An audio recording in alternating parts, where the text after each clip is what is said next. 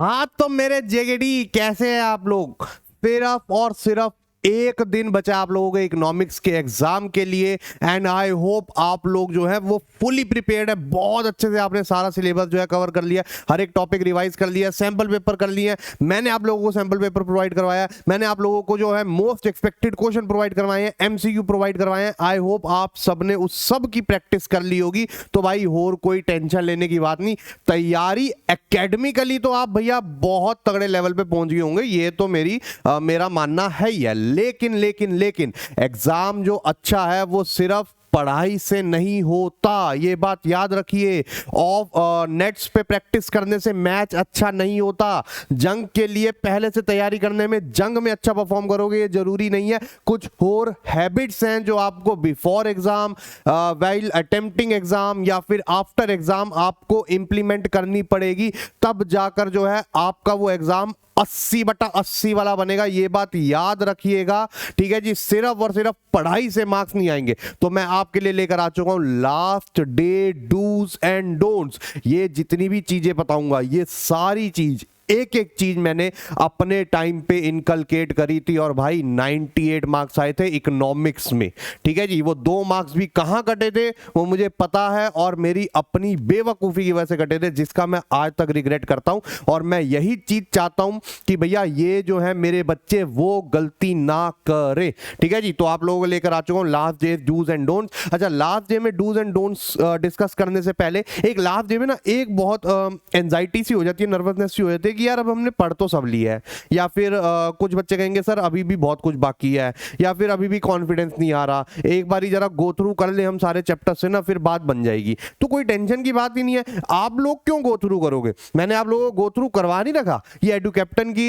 YouTube channel पे ये पूरी प्लेलिस्ट डाल नहीं रखी, ये किसके लिए डाली है? मैं थोड़ा ना देखूंगा, मेरे को तो आता ही है, मैं तो पढ़ा ही रहा हूं, आप लोगों के लिए तो बनाया। इससे शॉर्ट में क्या बनाऊंगा यार, आधे आधे घंटे के चैप्टर्स हैं, अगर आप सारे भी देख लो। मैक्रो आपकी कितने में खत्म हो जाएगी? 2.5 घंटे में खत्म हो जाएगी मैक्रो, और 2.5 घंटे में खत्म हो जाएगा आपका इंडियन इको। भैया जल्दी से जाकर देख लो इसको भैया। लास्ट रिवीजन के लिए ना बहुत तगड़े लेवल की ये वीडियोस मैंने आप लोगों के लिए बना रखी है, और इनके पीडीएफ क्वेश्चन तो आपने कर ही लिए होंगे, एक बार उनको भी गो थ्रू कर लीजिएगा, ठीक है। और साथ में भैया अगर अभी भी कोई प्रॉब्लम आ रही है तो अकाउंट्स एंड इकोनॉमिक्स की महफिल चैट ज्वाइन करिए। अकाउंट्स एंड इकोनॉमिक्स का जो अकाउंट्स एंड इको की महफिल, ये जो टेलीग्राम चैनल है इसको ज्वाइन कीजिए। मैं आप लोगों को क्वेरी का आंसर करूंगा, टेंशन की बात ही नहीं है। देख लो भाई, बच्चे अभी भी लगे हुए हैं, आपस में डाउट सॉल्व कर रहे हैं एक दूसरे के, ठीक है जी। आपस में क्वेश्चन भेज रहे हैं सो दैट बच्चों को पता चल सके कि भाई different different variety of question कैसे आ रहे हैं। देखो पूरी रात एक्टिव रहे हैं भाई, पूरी रात एक्टिव रहे हैं, पूरे दिन एक्टिव रहे हैं। तो ये चीज मेरे को बहुत अच्छी लगती है, आप लोगों की बहुत ज्यादा अच्छी लगती है। चलो तो back to the topic of the video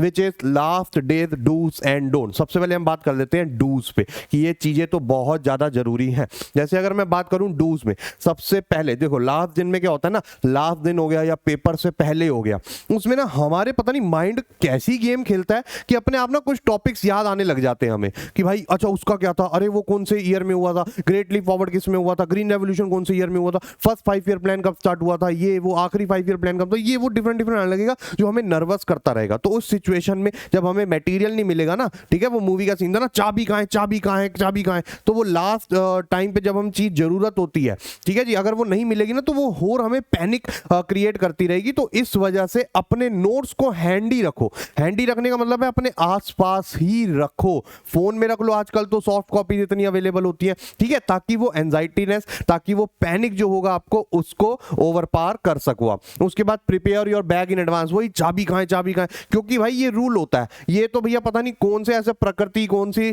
विधाता ने ऐसी जो है विधि रची हुई है कि भैया जब जो चीज हमें चाहिए होगी ना तभी नहीं मिलेगी। तो सुबह जो है सेंटर पे पहुंचने के लिए जब हमें कोई चीज चाहिए, ठीक है, स्केल नहीं मिल रहा, पेंसिल बॉक्स नहीं मिल रहा, वो तभी नहीं मिल रही होगी, वैसे तो यहीं वहीं घूम रही होती है वो चीजें, ठीक है जी। तो इसीलिए अपना बैग भी आप लोग एडवांस में प्रिपेयर करके रखिएगा। मैं एक रात पहले ही प्रिपेयर करके रख लेता, भैया सुबह अपने को कोई झमेला चाहिए ही नहीं है, बैग उठाया और निकलो। बस एक बार निकलने से पहले देख लेता कि मैंने सब चीजें डाल ली है, डाल ली, जिसमें एडमिट कार्ड आ जाता है, जिसमें आपकी स्टेशनरी आ जाती है, जिसमें वाटर बॉटल आ जाती है आपकी, कार्डबोर्ड आ जाता है आपका, ये सारी चीजें। क्योंकि एक भी चीज अगर सेंटर में जाके आपको पता चली ना that you have missed it, that you have left it at your home, तो भैया वो ना फिर आपको ना अलग परेशान करेगी, वो दिमाग में खटकती रहेगी, यार मैं कैसे भूल गया, यार इसके बिना कैसे होगा, यार मांगता थोड़ा रहूंगा स्केल, या बार बार पानी थोड़ा पीने जाता रहूंगा। तो ये चीज हमेशा याद रखना। उसके बाद sleep well a night before, खासकर इकोनॉमिक्स पेपर में इसकी इंपॉर्टेंस बहुत है, क्योंकि इकोनॉमिक्स है थ्योरी पेपर।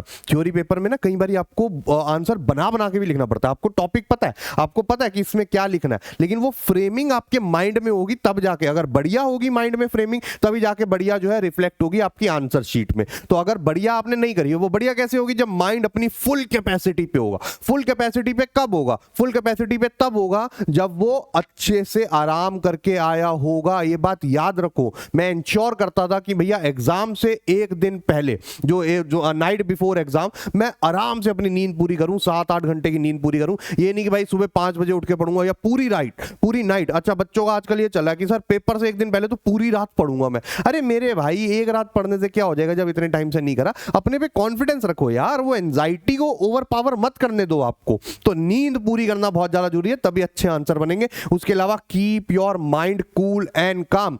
हमारे वर्ल्ड में जितने भी बड़े बड़े लोग हैं, जैसे मैं बात करता हूँ एक स्पोर्ट्समैन हमारे MS धोनी जी, उनको क्या कैप्टन कूल बोलते हैं, क्योंकि उन्होंने ऐसी ऐसी सिचुएशंस में जो है हमें मैच जितवाया, इंडिया को मैच जितवाया, जहां से जो है बड़े बड़े लोग हार जाते हैं। और क्यों जितवाया उनको, आप कभी भी देखना, वो कूल रहते हैं, वो काम रहते हैं। ठीक है जी, वो किसी भी अननेसेसरी सिचुएशन को अपने ऊपर हावी नहीं होने देते हैं। एंड सेम यहां पर भी वही चीज है। जब आप पेपर दे रहे हो और कोई क्वेश्चन आपने ऐसा देख लिया कि भाई समझ नहीं आ रहा, पल्ले नहीं पड़ रहा, तो भैया काम रखना है अपने आप, माइंड को एकदम कूल रखना है। नहीं आता तो नहीं आता, क्या हो गया यार।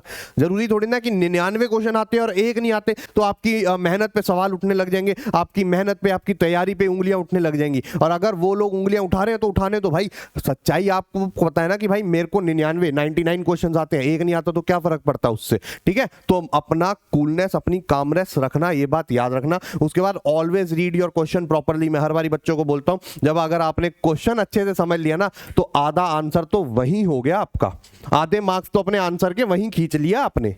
उसके बाद बाकी आधे जो हैं वो फॉर्मेलिटी वाले हैं, बस सिंपल सी बात है, लिखना है। तो जब भी क्वेश्चन पढ़ो, अच्छे से पढ़ो, एक एक वर्ड को अच्छे से देखो, उसको एनालाइज करो। कोई दिक्कत नहीं, क्वेश्चन रीडिंग में टाइम लग जाए अपने आप। जब क्वेश्चन रीडिंग में ज्यादा टाइम लगाओगे तो आंसर राइटिंग में ऑटोमेटिकली कम हो जाएगा।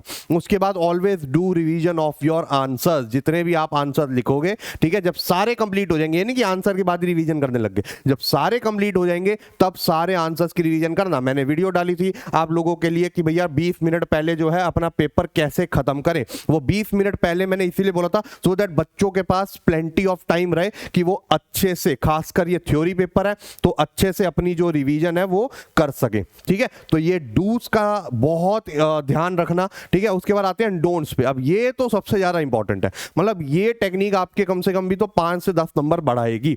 सबसे पहला, do not reach centre late. Centre late मत पहुंचना। जब आप सेंटर पे पहुंच रहे हो और देख रहे हो भाई सारे बच्चे ऑलरेडी अंदर जा चुके हैं, भाग भाग के जाओगे, पहले तो एनर्जी वेस्ट। ठीक है जी, उसके बाद हाफने लगोगे तो माइंड अपनी फुल कैपेसिटी पे नहीं होगा। ठीक है, तीसरा, एंशियस हो जाओगे, नर्वस हो जाओगे। अगर आप देखोगे कि भाई जो है क्वेश्चन पेपर डिस्ट्रीब्यूट हो गया, रीडिंग टाइम स्टार्ट हो गया, टीचर कह रही जल्दी करो, कोई टीचर डांट भी देती है, तुम्हें पता नहीं है पेपर है, टाइम पे नहीं आ सकते हो, आज के दिन तो आ जाओ टाइम पे, ये वो। तो वो सारी चीजें, ये छोटे छोटे इंस्टेंसेस जो हमें लगते हैं ना कि यार ये कुछ भी नहीं है, लेकिन ये हमारे कूल को खराब करते हैं, हमारी कामनेस को खराब करते हैं। तो ये चीज मत होने देना, मैं आपको अगेन बता रहा हूं। उसके बाद do not discuss any topic और क्वेश्चन। अच्छा, मेरी ये आदत थी, मैंने पता है 98 स्कोर करा, या मैं डिफरेंट सारे सब्जेक्ट्स में मैंने 95 या उसके प्लस स्कोर किया। ठीक है, ये क्यों किया, मैं किसी भी पेपर में जाकर ना अपने दोस्तों के बीच में बैठ के ना उनके क्वेश्चन नहीं सुनता था, क्वेश्चन सुनता था तो आंसर नहीं करता था। ठीक है, या फिर कोई मेरे पास डाउट लेके आता था तो मैं तो भाई, अरे छोड़ना, क्या करेगा यार पढ़ के, कुछ भी नहीं, अरे ये नहीं आएगा, मैंने पेपर देख लिया। मेरे को अभी बाहर टीचर मिली थी, उसने बोला था, उसने मेरे को क्वेश्चन पेपर दिखा दिया, ये टॉपिक आया ही नहीं हुआ उसमें। मैं ऐसे ऐसे करके ना बात टाल देता था, मैं हंसी मजाक में ले जाता था, मैं कुछ और टॉपिक डाइवर्ट कर देता था, सो दैट मेरा खुद का फायदा हो, मैं दूसरों को, कहीं बच्चे पता कि ये स्ट्रेटेजी बना के आते हैं कि भाई मैं उससे ये क्वेश्चन जाके पूछूंगा सो दैट उसका कॉन्फिडेंस थोड़ा सा शैकल हो जाए। तो ये चीज तो बिल्कुल मत करना, क्योंकि ये इकलौती चीज जो है आपका पेपर बना भी सकती है कि अगर डिस्कस नहीं किया और डिस्कस करने लग गए और पता चला कि भाई ये तो मुझे आता ही नहीं है, तो वो कॉन्फिडेंस सारा खराब हो जाएगा, सारा पेपर आपका खराब जाएगा। ये मैं आपको बता रहा हूं, इवन दो वो क्वेश्चन नहीं आया होगा, वो क्वेश्चन आया ही नहीं होगा। अगला आता है डू नॉट ईट जंक। अच्छा, इस बात का ध्यान रखना, हमारे को आदत बड़ी होगी है, क्योंकि यार पढ़ाई में इतनी टेंशन होती है। अब वो टेंशन का जो है एक बहुत अच्छा सॉल्यूशन ही होता है कि हम जंक फूड खा लेते हैं, हमें बहुत अच्छा लगता है, जो जुबान के टेस्ट के लिए जो है हम अपनी हेल्थ जो है खराब करते हैं। अब अगर उल्टा सीधा कुछ खा लिया एक रात पहले या एक दिन पहले या 2 दिन पहले, और सपोज करो तबीयत खराब हो गई भाई, पेपर में पहुंचे पेट में गुड़गुड़ होने लग गई, भाई ये तो दिक्कत हो जाएगी, ये तो दिक्कत हो जाएगी। बार बार वॉशरूम भी नहीं जा सकते हैं और पेपर अफेक्ट होगा। कई बार पेपर अगर लेंदी आ जाता है तो उसमें तो मतलब लेंदी एज इन ये नहीं कि 3.25 घंटे का आ जाएगा, लेंदी का मतलब है इकोनॉमिक्स में 2 आवर 40-45 मिनट पे भी खत्म हो रहा है तो वो लेंदी ही काउंट होता है, ठीक है, 250 पे भी। तो इसीलिए ये भी अवॉइड करना, फ्रूट्स खाओ, घर का बना हुआ खाना खाओ, लेकिन जंक फूड मत खाइएगा भाई, दिक्कत हो जाती है बहुत ज्यादा, मैं आपको बता रहा हूं, ठीक है। वो हंसी से महसूस कर पा रहे होगे आप। Do not panic at all, जैसे मैंने बोला था कूलनेस रखनी है, कोई क्वेश्चन नहीं आता या फिर कोई दोस्त एक क्वेश्चन लेकर आ गया पता नहीं आउट ऑफ द सिलेबस ही, और आप जो है पैनिक करने लग गए हो, वो पैनिक आपके आंसर में अगर रिफ्लेक्ट हो गया तो कभी भी पूरे नंबर आपके आंसर्स में नहीं मिलेंगे, ये बात याद रखिएगा।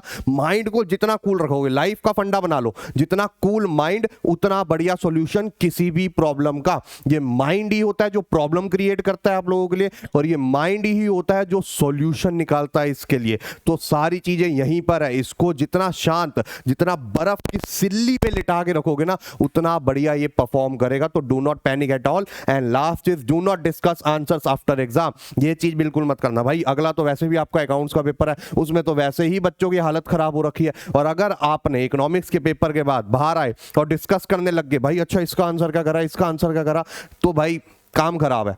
फिर वो चीज आपके अकाउंट्स के पेपर में रिफ्लेक्ट होगी ही होगी भाई। जो हो गया सो हो गया, उसको जाके वापस पलट थोड़ना सकते हो, उसको जाके चेंज थोड़ना कर सकते हो। अब अच्छे की तरफ देखो, आप देखो कि यार जो इसमें कमी रह गई है मैं अकाउंट्स के पेपर में नहीं होने दूंगा, जितनी मेहनत इसमें करी है उसमें मैं फोड़ दूंगा।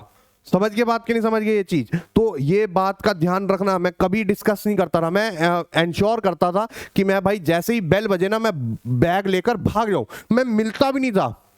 सपोज करो अपने मतलब अब कैन यू इमेजिन, मैं अपने दोस्तों से जाके मिल नहीं रहा, आखिरी दिन चल रहे हैं हमारे, उसके बाद मिले ना मिले, लेकिन मैं मिल ही नहीं रहा उनको जाके। मुझे पता है कि भाई उसके बाद पेपर मेरा खराब होगा अगले वाला, अगर एक किसी ने मेरा जो है एक आंसर गलत निकाल दिया।